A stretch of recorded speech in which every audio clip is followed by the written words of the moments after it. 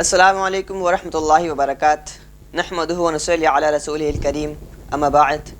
عزیز بھائیوں، ہمارے ملک بھارت میں مختلف مذاہب، بے شمار زبانیں اور بہت سی تہذیبیں موجود ہیں، لہٰذا ان میں نشو و نما پانے والے افراد بھی بہت مختلف نظریات کے حامل ہوتے ہیں۔ انہی میں سے کچھ لوگ دنیا ہی کو اپنی جنت سمجھ بیٹھتے ہیں اور انتہائی درجے کے مفاد پرست ہوتے ہیں، جو اپنے ذاتی مفاد یا قومی مفاد کے حصول کے لیے دوسروں کو کسی بھی قسم کے نقصانات پہنچانے سے بھی گریز نہیں کرتے۔ پیارے ساتھیوں، فرض کیجئے کہ ملک کے بھولے بھالے اور سیدھے سادے شہری ایسے ہی مفاد پرست افراد کے جھانسے میں آ کر ان کو اپنا رہنما یا لیڈر تسلیم کر کے اپنی ریاستوں اور ملک کو ان کے حوالے کر دیں، تو وہ آپ کے ملک کی کیا گت کریں گے؟ وہ ہمارے ملک کی کیا حالت بنائیں گے؟ وہ آپ کی نظروں کے سامنے ہے کہ وہ اپنے مفاد کے لیے آپ کے درمیان نفرت اور تعصب کے بیج بونے، آپ کو الگ الگ گروہوں میں تقسیم کرنے، ملک کے سنویدھان کی دھجیاں اڑانے، یہاں تک کہ آپ کے ملک کو بیچ کھانے اور اس کے اکنامک سسٹم کو تباہ برباد کرنے کی کوششیں ہی نہیں بلکہ سازشیں رچ رہے ہیں۔ ظاہر سی بات ہے کہ آپ جیسے باشعور اور عقل مند شہری ملک کی ایسی بدحالی پر خاموش نہیں رہ سکتے، بلکہ وہ آگے بڑھ کر ملک کو تباہی سے بچانے، سنویدھان کی حفاظت کرنے، عوام کو حقیقت سے آگاہ کرنے اور دھوکے باز رہنماؤں کی مکاریوں کو بے نقاب کرنے اور سماج میں پھیلے ہوئے اندھیرے کو اجالے میں بدلنے کے لیے اٹھ کھڑے ہوتے ہیں۔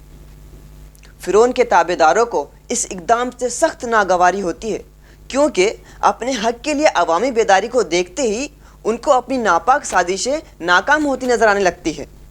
لہٰذا وہ سماج میں بیداری پیدا کرنے والوں کو اور حق بولنے والوں کو، ظلم کے خلاف آواز اٹھانے والوں کو، ان کے خلاف پہلے تو طرح طرح کی کیا کرتے ہیں؟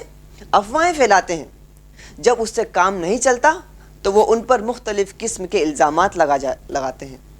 لہٰذا وہ سماج میں بیداری پیدا کرنے والوں، حق بولنے والوں اور ظلم کے خلاف آواز اٹھانے والوں کے خلاف پہلے تو طرح طرح کی افواہوں کا سہارا لیتے ہیں۔ جب اس سے کام نہیں چلتا تو ان پر مختلف قسم کے الزام لگائے جاتے ہیں،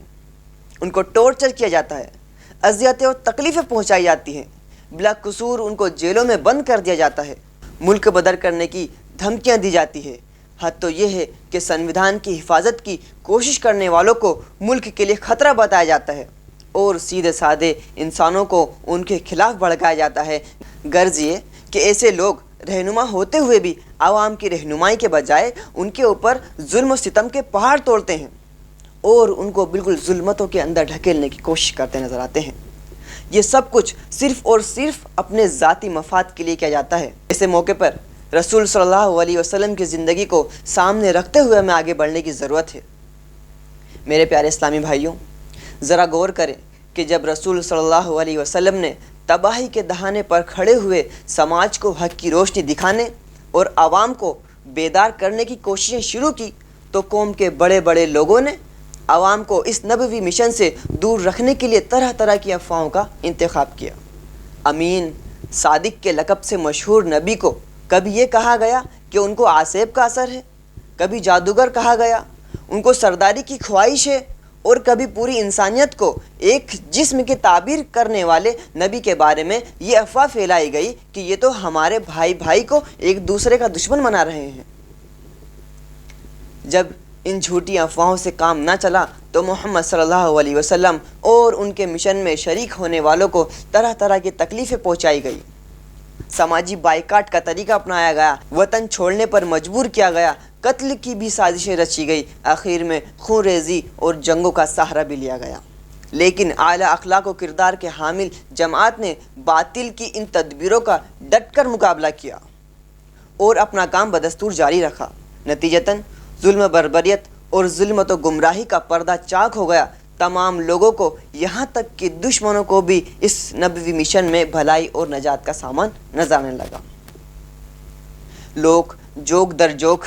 حق کے آغوش میں داخل ہونے لگے اور اس کی روشنی کو دور دراز تک پھیلانے لگے۔ دیکھتے ہی دیکھتے ہدایت کا نور صرف عرب میں ہی نہیں بلکہ پوری دنیا میں پھیلتا چلا گیا۔ اور اندھیروں میں آنکھ مچولی کرتی دنیا ہدایت کی اس روشنی میں اپنا اپنا راستہ تلاش کرنے میں کامیابی سے ہمکنار ہوئی۔ آج ہمیں بھی چاہیے کہ ہم اپنے رسول صلی اللہ علیہ وسلم اور صحابہ کرام رضوان اللہ تعالی علیہم اجمعین کی طرح اعلیٰ اخلاق و کردار کا نمونہ پیش کرتے ہوئے باطل کی تمام تدبیروں کا ہمت کے ساتھ ڈٹ کر مقابلہ کریں اور اپنے سنویدھان اور ملک کی حفاظت کے سارے اقدامات بدستور جاری و ساری رکھیں۔ اگر ہم نے ایسا کر لیا تو یقیناً جس طرح ٹھنڈک کے موسم میں سورج نکلتے ہی چاروں طرف چھائے ہوا کوہرا ختم ہو جاتا ہے اور چپے چپے میں سورج کی روشنی پھیل جاتی ہے، بالکل اسی طرح چاروں طرف پھیلا ہوا کوہرا، جو ظلمتوں کا پھیلا ہوا کوہرا ہے، وہ نیست و نابود ہو جائے گا اور ملک کے کونے کونے میں ہدایت روشن ہو جائے گی۔ اللہ تبارک تعالیٰ سے دعا ہے کہ اللہ تعالیٰ ہم کو دین کی سمجھ توفیق عطا فرمائے اور ان ظلمتوں کا ڈٹ کر مقابلہ کرنے کی توفیق عطا فرمائے۔ وآخر دعوانا ان الحمدللہ رب العالمین۔